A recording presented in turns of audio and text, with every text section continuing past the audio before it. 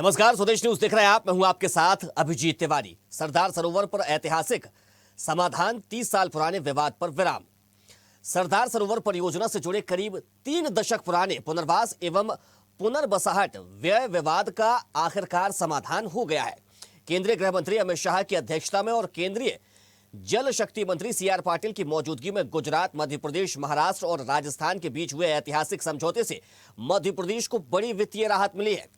अब मध्य प्रदेश को करीब 1500 करोड़ रुपए के बजाय केवल 231.80 करोड़ रुपए का भुगतान करना होगा। मुख्यमंत्री डॉक्टर मोहन यादव ने कहा है कि लगभग 3 दशकों से लंबित सरदार सरोवर परियोजना से जुड़े मुद्दों का सर्वसम्मति से समाधान होना मध्य प्रदेश के लिए एक ऐतिहासिक उपलब्धि है।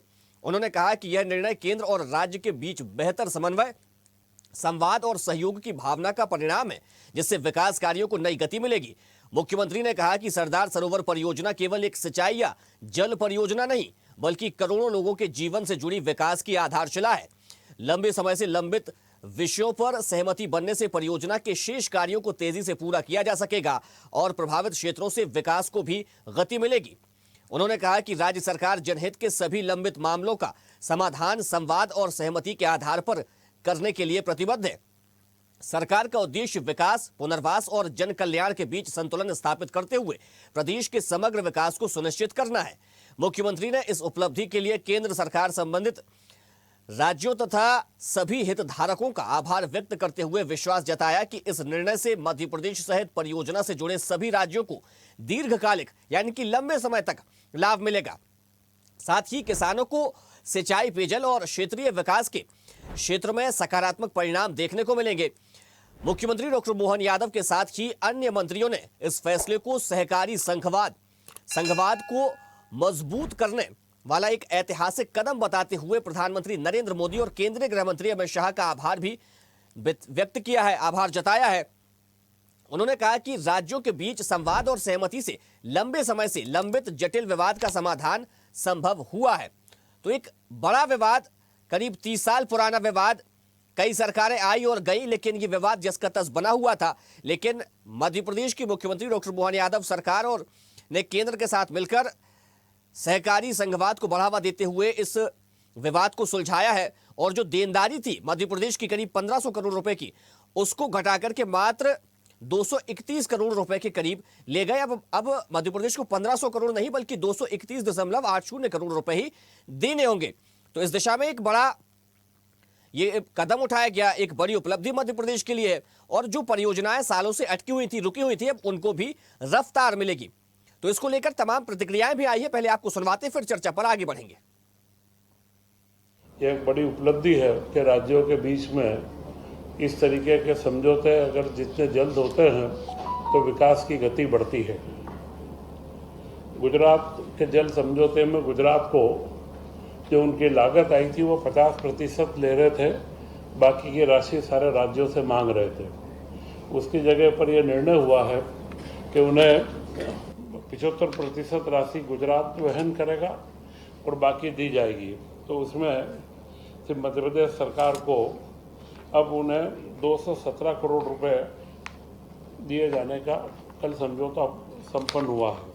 हमारे राष्ट्र के गौरव माननीय प्रधानमंत्री जी एवं माननीय गृह मंत्री भारत शासन की पहल से 4 राज्यों ने मिलकर सरदार सरोवर परियोजना के 30 वर्षों से लंबित मुद्दे का समाधान किया। कई वर्षों से चारों राज्य अलग अलग प्रकार से गणना राशियों की मांग कर रहे थे। फरवरी 2026 में भारत के अटॉर्नी जनरल द्वारा अपना अभिमत दिया गया।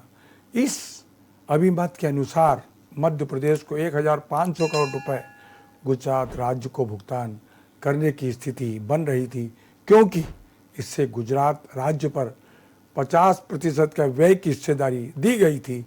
माननीय गृह मंत्री अमित शाह जी के नेतृत्व में चारों राज्यों के साथ बैठकर गंभीर विचार विमर्श और जल शक्ति मंत्री माननीय CR पाटिल जी के निर्देश में गुजरात राज्य को 50% से बढ़ाकर 75% व्यय वहन करने हेतु निर्णय लिया गया। इस निर्णय के कारण मध्य प्रदेश की देनदारी 1500 करोड़ से कम होकर मात्र 231 करोड़ रह गई है, इस निर्णय से परियोजना पूरी तरह से विवाद रहित हो गई है।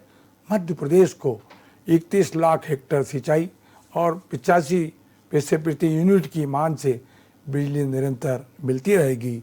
मध्य प्रदेश राज्य की ओर से हम देश के प्रधानमंत्री जी का और सम्माननीय गृह मंत्री जी का हृदय से आभार व्यक्त करते हैं कि इन्होंने इस लंबे विवाद का इस प्रकार से अंत निकाला कि सभी राज्यों को लाभ हुआ।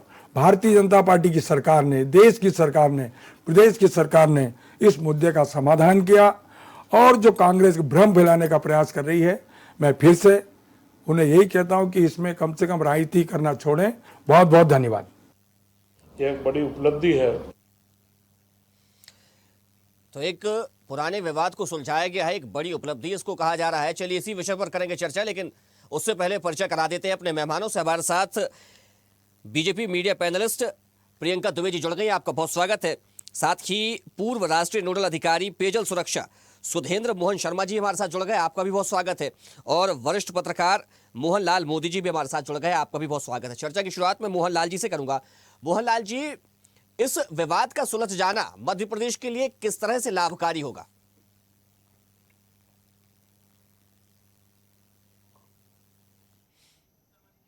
मोहनलाल जी, आप अपना माइक अनम्यूट कर लीजिए। नमस्कार। ये बड़ा मुद्दा, पुराना मुद्दा है और जो मध्य प्रदेश, गुजरात, राजस्थान ने मिलकर जो निर्णय लिया है और केंद्र ने जो भूमिका इसमें निभाई है, ये स्वागत के योग्य है।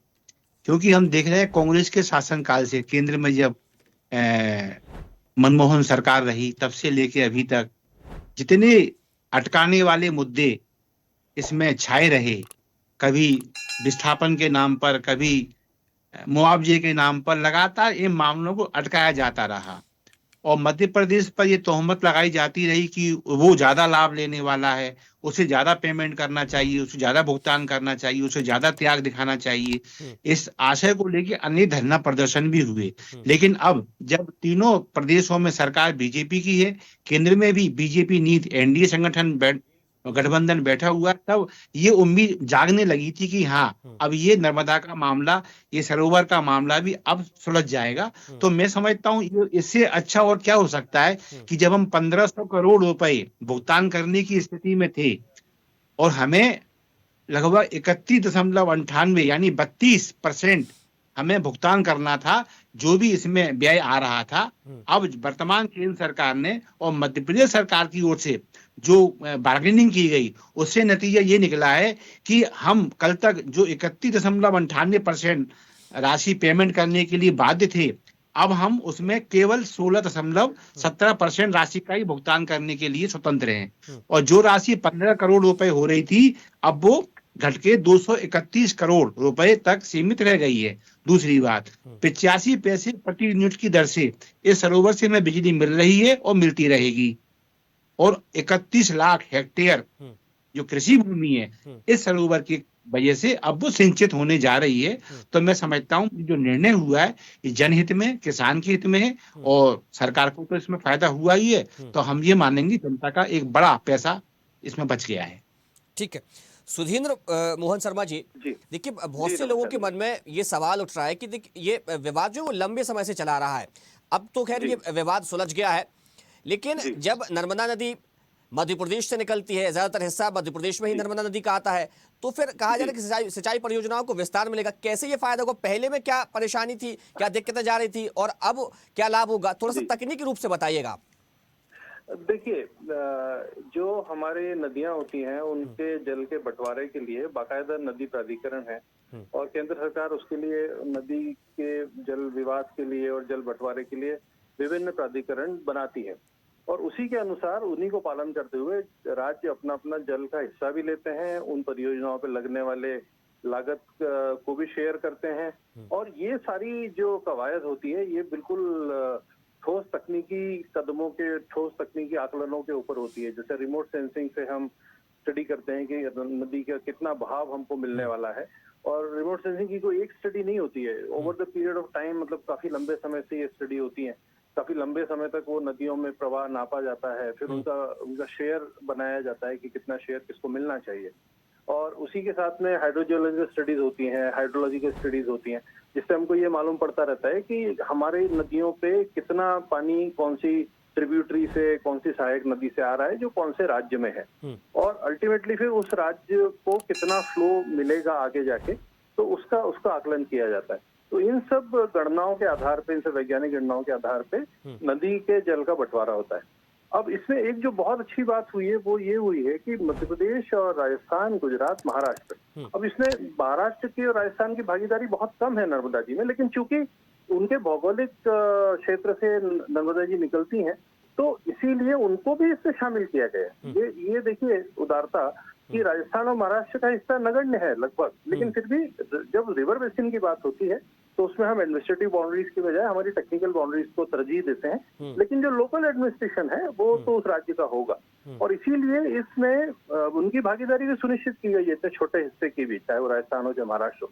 अब जब इसमें हमारा मध्य प्रदेश और राजस्थान और गुजरात और महाराष्ट्र के को मिला के नर्मदा जी को के जल के प्रबंधन के लिए कोई नीति बनानी थी, तो नर्मदा कंट्रोल अथॉरिटी का गठन हुआ 1980 में, और उसके बाद में वो नर्मदा कंट्रोल अथॉरिटी ने इस नदी को न केवल नर्मदा जी को मैनेज किया, बल्कि उनके जल बंटवारे को भी सुनिश्चित किया, उसके विभिन्न डैम जो बने हैं उनके ऑपरेशंस को सुनिश्चित किया, और वो एक बड़ा अच्छा समझौता और बड़ी अच्छी कार्यप्रणाली हमारी चलती रही। इसके बाद में एक और बड़ा जो कदम उठाया गया, और उसमें मैं ये बताना चाहूंगा कि मोहन यादव जी के मुख्यमंत्री बनने के बाद 14 जुलाई 2024 को एक नर्मदा बेसिन ऑर्गेनाइजेशन का गठन हुआ, और ये जो नर्मदा बेसिन ऑर्गेनाइजेशन है ये तकनीकी रूप से मध्य प्रदेश, राजस्थान और गुजरात के बीच में नर्मदा नदी के बेसिन का अध्ययन, उसके प्रबंधन पे काम कर रहा है। तो ये और इसमें जो दो महत्वपूर्ण इंस्टीट्यूशंस हैं वो IIT गांधीनगर और IIT इंदौर है।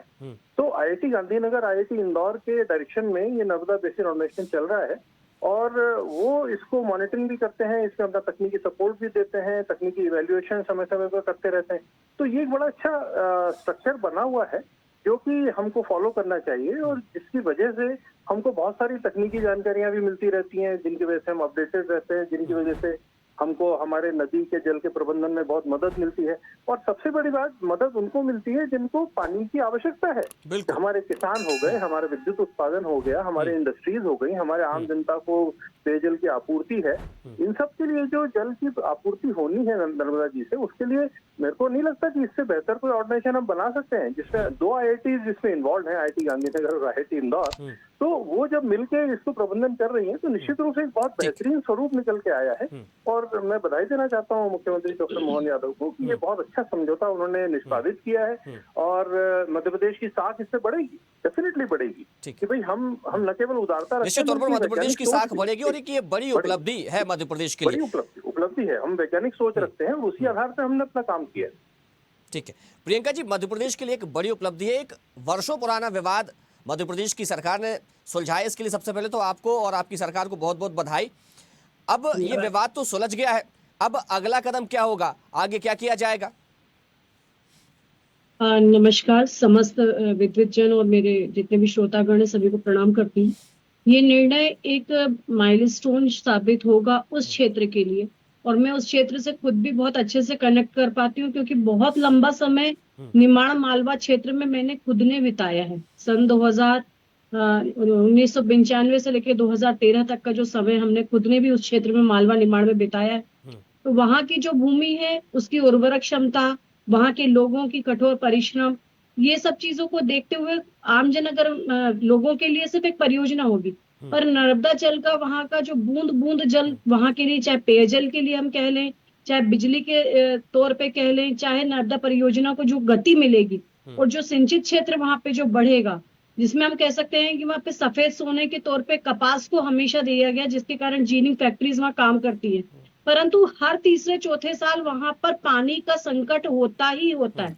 जो वहां पर रहते हैं निमाड़ क्षेत्र में, मालवा क्षेत्र में, वो इस चीज को बहुत अच्छे से कनेक्ट कर पाएंगे। तो ये जो परियोजना वहां की भूमि की उर्वरक क्षमता को बढ़ाएगी और जो वहां का हम लाभ ले सकते हैं। इसके अलावा अगर हम बात करें जो बुंदेलखंड के जो जिले हैं, जिसके अलग जो क्षेत्र का विकास जो पानी की कमी के कारण, कहते हैं ना कि बिन पानी सब सून, तो वो व्यक्ति उस चीज को बहुत अच्छे से कनेक्ट कर सकता है जिसने पानी की कमी को झेला हो। तो ये जो परियोजना है मात्र परियोजना नहीं है, वहां पे अमृतदायिनी योजना के तौर पे ये मानी जाएगी। जो ये विवाद निपटा है, इससे जो लाभ उस क्षेत्र को होगा और कहीं ना कहीं पूरे मध्य अच्छा प्रदेश को प्रियंका जी, होगा। तो कहा जा रहा निश्चित था कि ये जो विवाद चल रहा था इसकी वजह से सिंचाई परियोजनाओं को धरातल पर उतारा नहीं जा रहा था। क्या अब जी तेजी आएगी इसके विस्तार में? निश्चित ही, अगर परम श्रद्धेय हमारे अटल जी का यही कहना था कि बाढ़ प्रबंधन भी किया जाए और बूंद बूंद पानी का सदुपयोग अपने भारत में किया जा सके, क्योंकि जो भारत की जो पृष्ठभूमि है वो सभी को मालूम है कि विविधता के साथ में और हमारे यहाँ जैव विविधता के साथ ही साथ में कृषि विविधता, और जिन सभी को कनेक्ट करने के लिए, इनके प्रबंधन के लिए ऐसी योजना नितांत आवश्यक थी। और ये बहुत बड़ा निर्णय है जिसे एक नहीं, हम देख सकते हैं कि हमारे देश के 4 राज्य इससे प्रभावित हो रहे थे और उनकी योजनाएं भी प्रभावित हो रही थी। निश्चित है कि इस योजना के कारण जो एक संवाद से समाधान निकाला गया है वो बहुत ही सराहनीय तो रहा ही है, लेकिन जो जमीनी स्तर पे जब लोगों को इसका लाभान्वित होंगी, इंफ्रास्ट्रक्चर डेवलपमेंट में जिसमें सबसे नितांत आवश्यक जो चीज है हमारी पानी, बिजली, उनका तो उद्भव होगा और साथ ही साथ आय के जो साधन बढ़ेंगे। निमाड़ मालवा क्षेत्र अपने आप में काफी बड़ा क्षेत्र है और सीमावर्ती क्षेत्र जिसमें गुजरात हो चाहे राजस्थान हो और महाराष्ट्र हो, तो उनके साथ जो संबंध भी जो मधुर संबंध भी बनेंगे वो व्यापार के लिए भी लाभान्वित होंगे और साथ ही साथ में हमारे कृषि उद्योगों के लिए भी। ठीक है मोहनलाल जी, इसका एक राजनीतिक पहलू भी नजर आ रहा है। सहकारी संघवाद की बात कही जा रही है, तो जब केंद्र और राज्य में एक ही सरकार होगी, दूसरे राज्यों में जब एक सी सरकार होंगी, तो विवादों को बड़े आसानी से निपटा लिया जा रहा है। क्योंकि ये हो गया, चाहे पार्वती काली सिंध का मुद्दा रहा हो या केन बेतवा का मुद्दा रहा हो या दूसरी परियोजनाओं का मुद्दा रहा हो, लंबे समय से इनको लेकर विवाद चलते आए हैं। लेकिन जब एक ही पार्टी की सरकारें रही केंद्र और राज्य में या दूसरे राज्यों में, तो उसको आसानी से सुलझा लिया गया, निपटा दिया गया। तो अब जब ये इतने बड़े विवाद और पुराने विवाद जब आसानी से सुलझा लिए जा रहे हैं, तो क्या लगता है कि ये जनता के ऊपर कितना असर डालेंगे, उनको कितना ये लुभाएंगे कि जब भाई हम ऐसी सरकार को वोट दें जो केंद्र में भी और राज्य में भी हो, तो हमें ज्यादा फायदा मिलेगा, क्योंकि इससे फायदा तो जनता को ही होना है। अभिजीत, अभी आपने जो सहकार संघवाद का जो आपने नाम दिया है, ये बड़ा सुंदर शब्द है। चाहे राजनीति हो, हमारी सामाजिक, चाहे वो विरासत हो, उसमें जब सहकार की भावना आ जाती है तो सारे काम स्वतः होते चले जाते हैं। अब आप देखिए, जब सरकार में भेद था, सरकार यहाँ कोई और थी, केंद्र में कोई और थी, मुद्दा ये नहीं है, मुद्दा ये है कि सरकार का दिल कितना बड़ा है। यदि मध्य प्रदेश, मैं तो मोहन यादव जी को बहुत बधाई दूंगा इस चीज के लिए, और बधाई दूंगा गुजरात शासन के लिए, और सबसे बड़ी बधाई जो प्रधानमंत्री नरेंद्र मोदी जी को जाती है। देखिए, नरेंद्र मोदी जी गुजरात से बिलोंग करते हैं, और इसमें सबसे बड़ी खूबसूरती जो अपने से चूक रही है वो ये है, सबसे बड़ा पार्ट जो है विस्थापन का, पुनर्वास का जो खर्चे का है, वो गुजरात ने भुगता है। बिल्कुल, गुजरात, मध्य प्रदेश में बड़ा भूभाग है जहां से नर्मदा जी गुजरती हैं, लेकिन क्योंकि प्रधानमंत्री गुजरात से आते हैं, तो मैं समझता हूँ शायद गुजरात को उन्होंने ऐसी इंस्ट्रक्शन दी होंगे कि वो इस मामले में बड़े भाई की भूमिका निभाए, और वो ऐसा कोई आक्षेप विपक्ष से लगे। और उस परियोजना में पुनर्वास के तहत करीब 1500 करोड़ रुपए की व्यय आ रहा था, देना पड़ रहा था, उसको करीब घटा करके 231 करोड़ कर दिया है। तो ये बहुत छोटा अमाउंट रह गया है। ये तो है ना कि जब महाराष्ट्र हो, चाहे वो राजस्थान हो, चाहे वो मध्य प्रदेश हो, ये जो राशि दे रहे हैं ये बिल्कुल नाम मात्र की राशि है। सबसे बड़ा जो भुगतान है वो गुजरात कर रहा है। तो ये खूबसूरती है सहकार संघवाद की, कि जब सरकारें एक जैसी हो और सरकार जनता के हित में सोचने वाली हो, तो फिर जनता को अंततः लाभ मिलता भी है, बिजली भी मिलेगी, सिंचाई भी होगी। और जैसे अभी मेरी बहन प्रियंका कह रही थी, निमाड़ का क्षेत्र वाकई में बड़ा दुखी क्षेत्र है ये। जब नर्मदा की परियोजना धरातल पे अब जब सहजता से उतरेंगी, तो कपास हो, चाहे वो और भी जो बाकी मोटे अनाज की खेती है वो हो, इसमें इतना अच्छा उछाल आने वाला है कि मैं कहता हूं आने वाले समय में, चाहे वो कितना भी समय चुनाव में शेष रह गया हो, ये जो मील का पत्थर साबित होने वाली है, ये जो निपटारा। मुख्यमंत्री बार बार इस बात का जिक्र करते हैं कि हमें मध्य प्रदेश में जो सिंचाई का रकबा है उसे 16 लाख हेक्टेयर तक ले जाना है, तो क्या अब इसमें तेजी आएगी, बढ़ेगा उससे रकबा? हाँ, तो इसमें संभव है ना, सरदार सरोवर जो आपको बैकअप देने वाला है पानी के रूप में, और विवाद की वजह से कई जगह तो पाइपलाइन तक नहीं डाली जा रही थी, क्योंकि ये था कि कहीं हमें ज्यादा पैसे न देने पड़ जाए, तमाम सारी चीजें चल रही थी। हाँ नहीं, ये आपकी अपनी जगह बात सही है। ये आशंकाएं तब तक थी जब तक सरकारों में भेद था, लेकिन चूंकि मध्य प्रदेश और केंद्र में सरकार दोनों बीजेपी की ही है, तो मोहन सरकार ने इस प्रोजेक्ट को लगातार भूमि पर बनाए रखा है, रोका नहीं है। निपटारा अपनी जगह चल रहा है, बार्गेनिंग अपनी जगह चल रही है। मुख्यमंत्री ने खासकर जल संसाधन विभाग है, पीएचई विभाग है, इनको ये इंस्ट्रक्शन पहले से ही दे रखे थे, निपटारा जब होना तब हो जाएगा।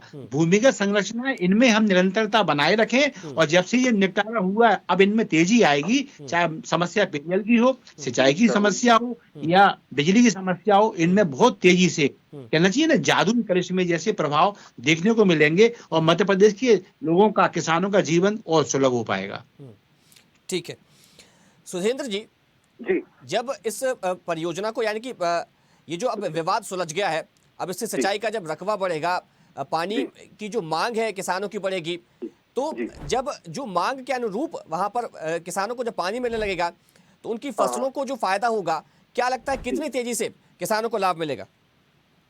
जी, किसानों को तो लाभ इसका मिलेगा ही मिलेगा, पर मैं इसमें दूसरा एक बात देख रहा हूँ कि पेयजल आपूर्ति में भी हमको बहुत ज्यादा सुविधा होगी, क्योंकि किसान अपनी पूर्ति करते हैं ट्यूबवेल से या जो उनके खेतों पे जो उनके संसाधन है उससे और नहरों से, लेकिन पेयजल आपूर्ति के लिए हमारी बहुत ज्यादा बड़ी मुसीबतें हैं।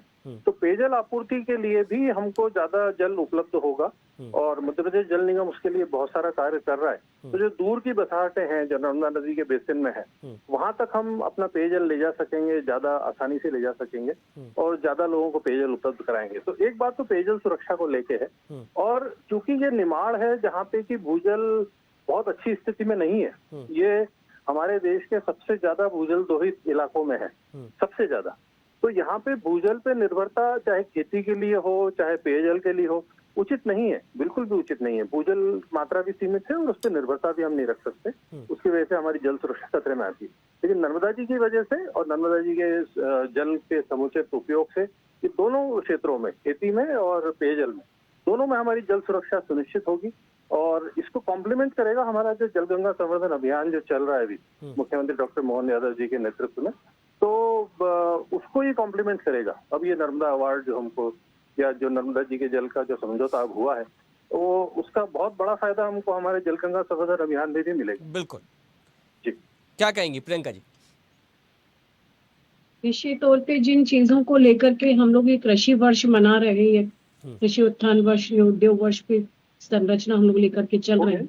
इसके पहले चाहे इंडस्ट्रियल समिट्स की बात कर लें, दोनों ही क्षेत्रों में बिजली के बिना इंडस्ट्रियल समिट्स, या अगर हम बात करें ग्राउंड पे पानी और बिजली के बिना, वो भी धरातल पे अगर हम कहें औद्योगिक विकास भी संभव नहीं है। वो कृषि आधारित उद्योग प्लस कृषि जो हमारी अर्थ की सबसे बड़ी व्यवस्था है मध्य प्रदेश की, ये दोनों ही संभव नहीं है। इस योजना के माध्यम से जो हम लोग, और भी जैसे हमने जो कहे कि हमारे सीमावर्ती विवाद, आपने भी जैसे लिखा कि पार्वती काली सिंधु या जो दूसरी परियोजना है, ये सारी संवाद के माध्यम से निकल के आई है। और ये जो पूरा जो क्षेत्र है, जो बॉर्डर्स पे अगर हम कहते हैं कि जो उनकी समस्या है उनको निपटाने में इस प्रकार की योजनाएं बहुत कारगर साबित होती हैं। और जो आज हम लेके चल रहे हैं 16 लाख हेक्टेयर्स का सिंचित रकबा प्रति फसल, क्योंकि 2 फसल तो ये माना जाता है कि लगभग बराबर पे किसान की जाती है। तीसरी फसल किसान का व्यक्तिगत ऐसा अनुभव होता है कि तीसरी फसल उनका प्योर कह सकते हैं मुनाफा वाली रहती है। तो ये ग्राउंड रियलिटी की बातें हैं। राजनीति तो खैर अपने इतर है, जिनको जो आरोप प्रत्यारोप लगाने हैं वो लगाते ही रहेंगे, परंतु ये ग्राउंड रियलिटी है कि जब विपक्ष की कांग्रेस की सरकार थी तो 45 जिलों में से 36 जिले सूखाग्रस्त थे। ये आरोप की बात नहीं है, जबकि केंद्र में भी कांग्रेस की गवर्नमेंट थी और स्टेट में भी कांग्रेस की गवर्नमेंट है। परंतु जब संवाद का वातावरण बने और देश को प्रथम रख करके जब निर्णय निकाले जाते हैं, तभी ऐसी परियोजनाओं के निर्णय निकल करके सामने आते हैं। ये परियोजना बहुत समय पहले शिलान्यास की गई थी, परंतु आप ये सोचिए कि उसका लोकार्पण हमारे समय हो पाया, तो किस प्रकार की मंशा के साथ इस योजना को बनाया गया होगा और कहाँ इसको उतारने के बारे में विचार किया गया होगा। तो ये जीवनदायिनी, जैसे कह सकते हैं कि माँ गंगा को उतारने के लिए भगीरथ जी का पूरे पीढ़ियां निछावर हो गई, वैसे ही हमारी इस योजना को भी धरातल पे उतारने के लिए कई सरकारें निछावर हो गई। और अंततोगत्वा भगीरथ बनने का जो निर्णय, या जो कह सकते हैं हमारे माननीय मुख्यमंत्री जी को भगीरथ बनने का मौका मिला है, तो निश्चित है ये योजना जीवनदायिनी भी रहेगी, प्राणदायिनी भी रहेगी और अमृतदायिनी भी रहेगी। पेयजल की व्यवस्था, सिंचाई की व्यवस्था हमारे मध्य प्रदेश के लिए नितांत आवश्यक। बिल्कुल, निश्चित तौर पर मध्य प्रदेश वासियों को इस विवाद के सुलझ जाने से बड़ा फायदा होगा, लाभ मिलेगा, किसानों को फायदा होगा, पेयजल आपूर्ति भी होगा। समय हो गया, इस चर्चा को यहीं विराम देना पड़ेगा। हमारे साथ जुड़ने के लिए प्रियंका जी आपका बहुत शुक्रिया, सुधेंद्र मोहन शर्मा जी आपका बहुत धन्यवाद और मोहनलाल मोदी जी आपका भी बहुत शुक्रिया। तो लंबे समय से, करीब 3 दशकों से ये विवाद चल रहा था, 30 वर्षों का ये विवाद था जिसको सुलझा लिया गया है और अब मध्य प्रदेश में नर्मदा किनारे जो भी गांव बसे हैं उन तक जलापूर्ति बेहतर तरीके से की जा सकेगी। जो परियोजनाएं लंबे समय से बंद पड़ी थी उनको एक बार फिर से मूर्त रूप दिया जाएगा, धरातल पर उतारा जाएगा और सिंचाई का रकबा बढ़ाने की जो बात मध्य प्रदेश के मुख्यमंत्री डॉक्टर मोहन यादव लगातार कह रहे हैं उसको भी धरातल पर उतारा जाएगा और ये इसको बढ़ाया जाएगा। फिलहाल चर्चा में इतना ही। देखते रहिए स्वदेश न्यूज, सबसे पहले देश।